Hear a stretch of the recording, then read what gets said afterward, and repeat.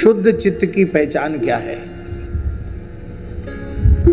चित्त पूरी तरह शुद्ध हो जाएगा तो भगवान के अतिरिक्त कुछ अनुभव में ही नहीं आएगा।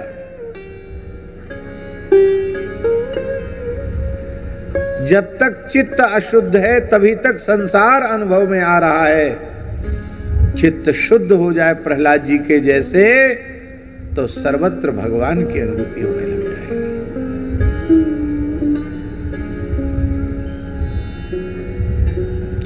कहीं अशुद्धि नहीं है, भगवान को छोड़कर कुछ है ही नहीं।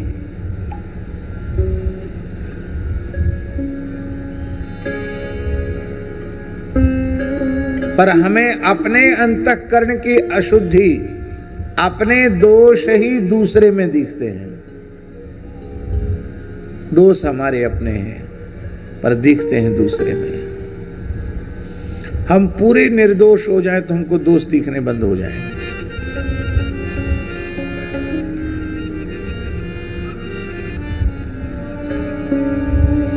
हमारे पूज्य गुरुदेव श्री भक्तमाली जी महाराज, उनके संपूर्ण जीवन में हमने यह देखा, कभी किसी दोषयुक्त प्राणी की भी उन्होंने निंदा नहीं की। दोषयुक्त प्राणी में भी उन्हें दोष नहीं दिखाई पड़ा।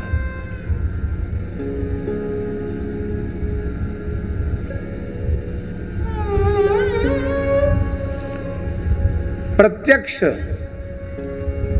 दोष कर रहा है वो व्यक्ति, अपराध कर रहा है, तो महाराज जी को नहीं दिखता। वो कहते थे मेरी दृष्टि में कोई चोर नहीं, मेरी दृष्टि में कोई पापी नहीं, मेरी दृष्टि में कोई दुष्ट नहीं। अब एक बात हम आपको सुना। एक गांव है बुंदेलखंड का, यादव ज्यादा हैं उसमें। उस गांव में एक स्कूल था पुराना सरकारी, तो उसी में महाराज को रुकने की व्यवस्था हो गई। हम लोग थे, गांव में बिजली कम आती थी पहले, अब तो आने लग गई है। बिजली नहीं थी, अंधेरे में बैठे थे। मच्छर भी कृपा कर रहे थे, बढ़िया से सेवा कर रहे थे मच्छर भी। गर्मी भी थी और अंधेरा था, बिजली नहीं थी। और महाराज जी को एक तखत पर बिठा दिया, सामान्य सा आसन बिछा के महाराज बैठे। उसी समय एक आ गया पिए हुए, घूमता फिरता गांव का ही आदमी, मुंह से बदबू आ रही थी उसको। वो आके सीधे महाराज जी के आसन पे बैठ गया, उन्हीं के तखत पे बैठ गया। ऐसे हाथ फेर के कहता है, कहो गुरु क्या हाल है?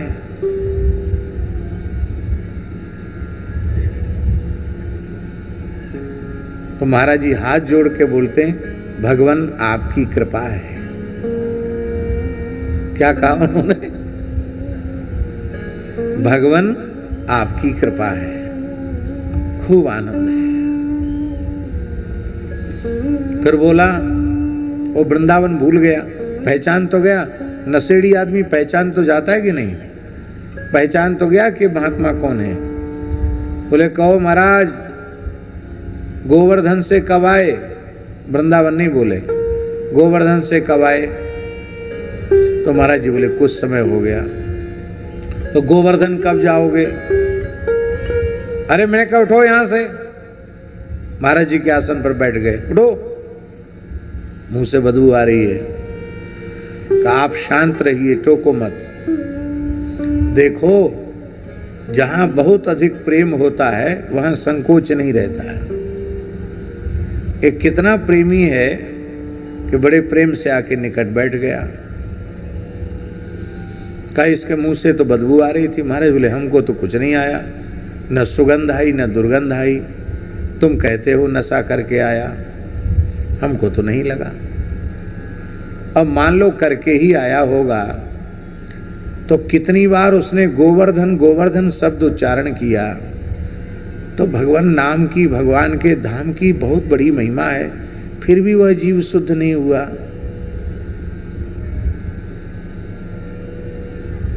वो तो चला गया उठ के, पर महाराज जी के चित्त पर तनिक भी प्रभाव नहीं हुआ।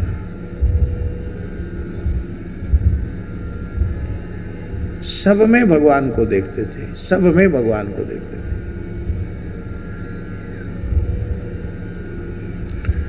हम तो ये प्रतिज्ञा पूर्वक कहते हैं, संसार में कोई ऐसा व्यक्ति हो जिसका निर्वाह कहीं भी संभव न हो, ऐसे व्यक्ति का निर्वाह पूज्य गुरुदेव के चरणों में हो जाता था। अपने ही वो भग जाए, इधर उधर हो जाए तो बात अलग है। महाराज जी कभी किसी को अपने से पृथक नहीं करते थे।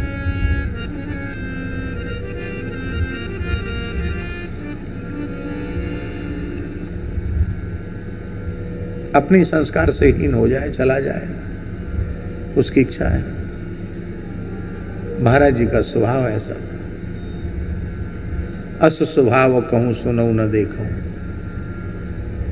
ये तब संभव है जब किसी में दोष न दिखे, और किसी में दोष न दिखे ये तब होगा जब गुण दोष की दृष्टि मिटे और भगवत दृष्टि आवे, भगवत दृष्टि बने। सब में भगवान है, ये भाव मन में आवे तो वृत्ति शुद्ध हो जाएगी। इसलिए मेरा आग्रह है कि 2 ग्रंथ साधकों को पढ़ने योग्य हैं। एक सद्गुरु चरितामृतम, बड़े बड़े महापुरुषों ने विशेष आज्ञा देकर दास को कहा कि आप गुरु महाराज का कुछ चरित्र लिखो, उनके संस्मरण लिखो।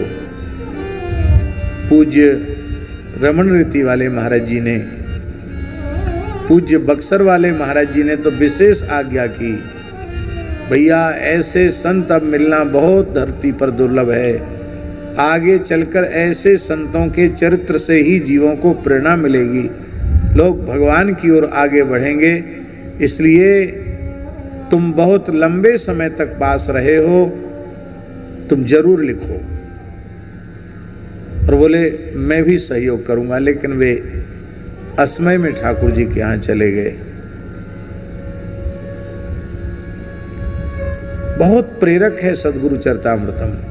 गृहस्थ हो या विरक्त हो, इस युग में भी ऐसी साधुता संभव है, ये उनके दिव्य चरित्र से प्रमाणित होता है। कुछ चरित्र तो स्वामी जी ऐसे हैं जो वस्तुतः सामान्य जीवों के बीच में प्रकाश के योग्य ही नहीं थे। उन चरित्रों को नहीं लिखा गया उसमें, ऐसे अद्भुत अद्भुत चरित्र हैं।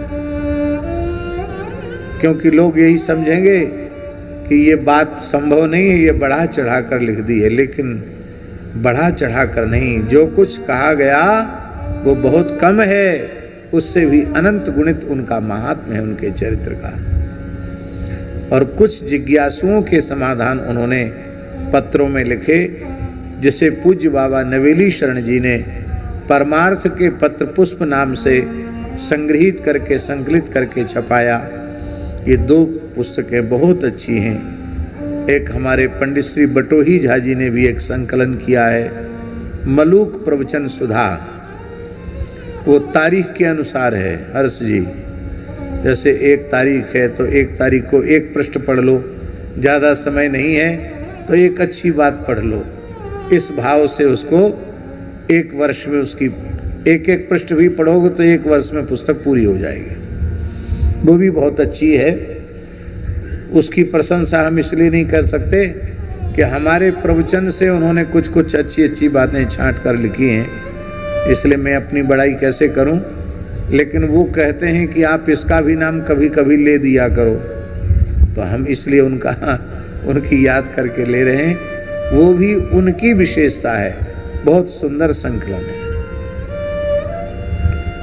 स्वामी जी संत चरित्र और संत की वाणी जितना लाभ साधक जगत को पहुंचाती है, हम समझते उतना लाभ किसी साधन से नहीं होता।